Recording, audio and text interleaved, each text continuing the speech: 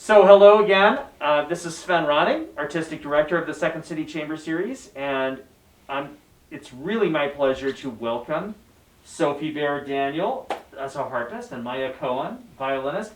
Great to have you here. Thank you for having us. Thank you so much. It's really great. It's we've been planning this for a long time, and we imagined a year out that there is no way that this pandemic would still be going on, but well, here we are. So anyway, thank you for being here and for doing this. You don't. The amusing thing to me is that we call chamber music the music of friends, right? It's really the music of friends because the audience and the performers, but also like those of us who get together to perform, it's like we're friends already. But this is like in a psychologist's office, so it's like really intimate music in this case. And there you are on the couch and everything. So I guess that would lead me to my first question. Tell me about your childhood, right?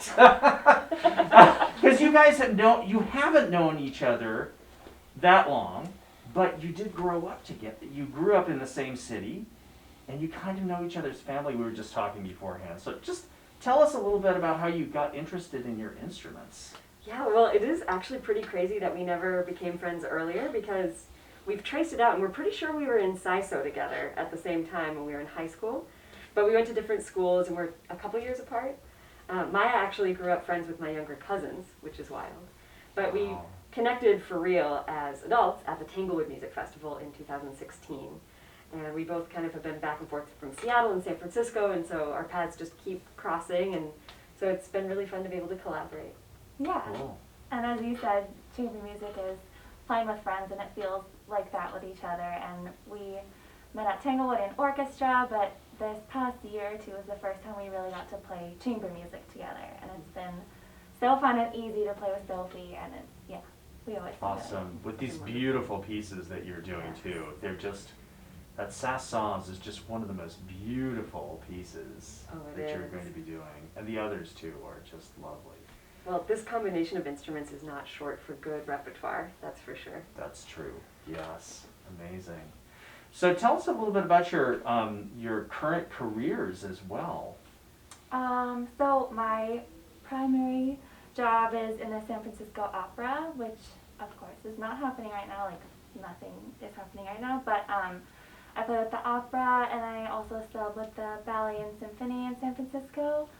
And then I come back here and sometimes play with the symphony here, so we get to play almost in all those groups together, which is fun. Wow. Okay. We're So you kind play in the Seattle Symphony as well? Is that what you do? Occasionally I sub with them when I'm back in town, I but see.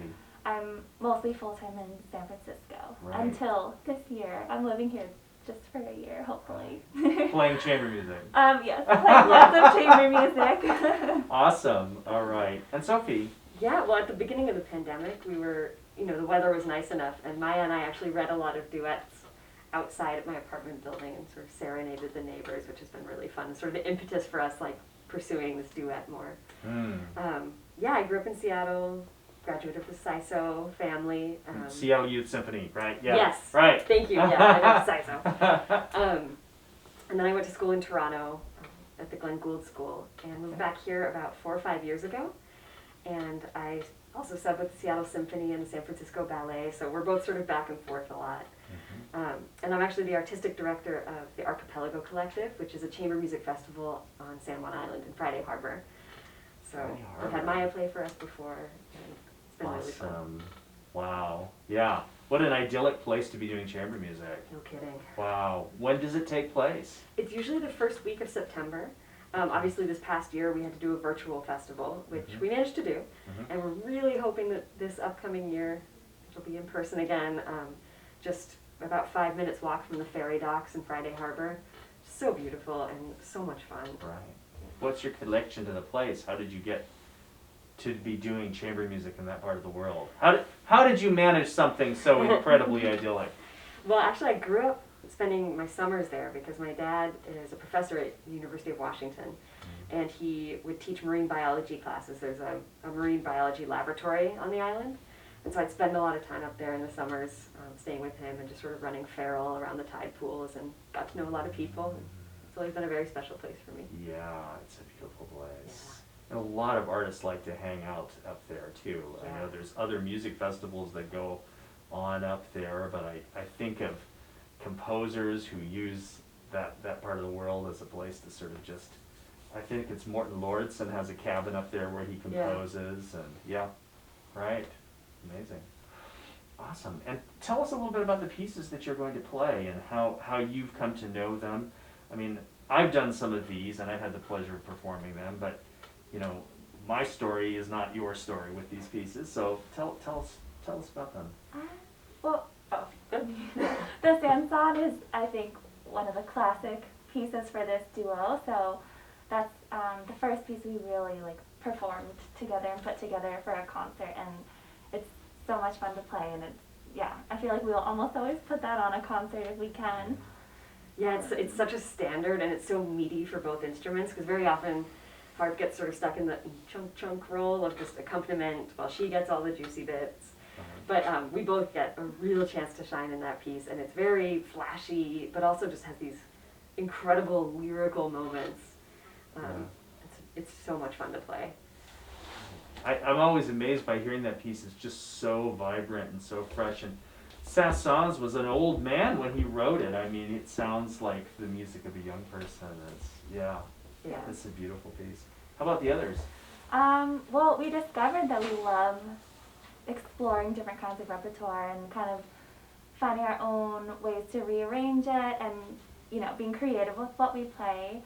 So this time the Arvo pair is, it's sort of more of a meditation, like, you know, you can just relax and kind of be in the music and experience it rather than like following the arcs and paths like you do with the Saint-Saëns. So it's, you know, it's a different experience for the audience, and we're excited to bring that. The paired is very appropriate for a therapist's office, isn't it? I think so. I was thinking that too. It's sort of an exercise in mindfulness.